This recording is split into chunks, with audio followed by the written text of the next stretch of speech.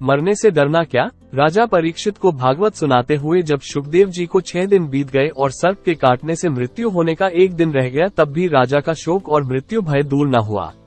कातर भाव से अपने मरने की घड़ी निकट आती देखकर वो क्षुब्ध हो रहा था। सुखदेव जी ने परीक्षित को एक कथा सुनाई। राजन, बहुत समय पहले की बात है, एक राजा किसी जंगल में शिकार खेलने गया।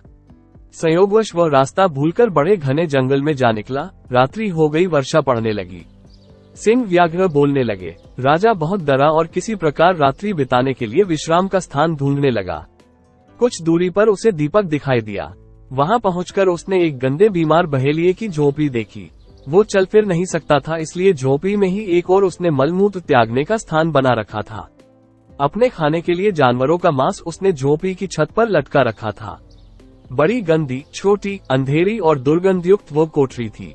उसे देखकर राजा पहले तो ठिठका, पर पीछे उसने और कोई आश्रय न देखकर उस बहेलिये से अपनी कोठरी में रात भर ठहर जाने देने के लिए प्रार्थना की। बहेलिये ने कहा, आश्रय के लोभी राहगीर कभी कभी यहाँ आ भटकते हैं और मैं उन्हें ठहरा लेता हूँ तो दूसरे दिन जाते समय बहुत झंझट करते हैं।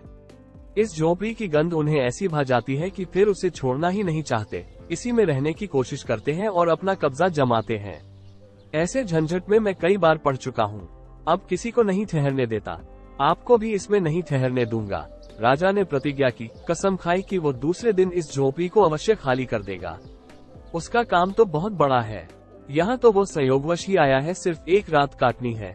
बहेलिये ने अन्यमनस्क होकर राजा को झोपड़ी के कोने में ठहर जाने दिया, पर दूसरे दिन प्रातःकाल ही बिना झंझट किए झोपड़ी खाली कर देने की शर्त को फिर दोहरा दिया।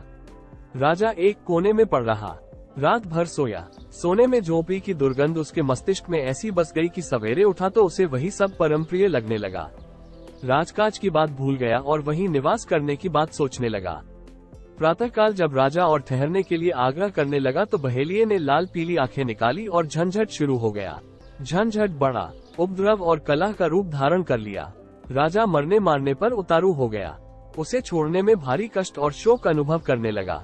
सुखदेव जी ने कहा, परीक्षित, वो मूर्ख तू ही है। इस मलमूत्र की गठरी देह में जितने समय तेरी आत्मा को रहना आवश्यक था वो अवधि पूरी हो गई। अब उस लोक को जाना है जहाँ से आया था। इस पर भी तू झंझट फैला रहा है। मरना नहीं चाहता, मरने का शोक कर रहा है।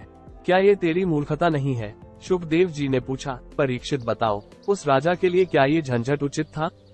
परीक्षित ने कहा, भगवान, वो कौन राजा था? उसका नाम तो बताइए।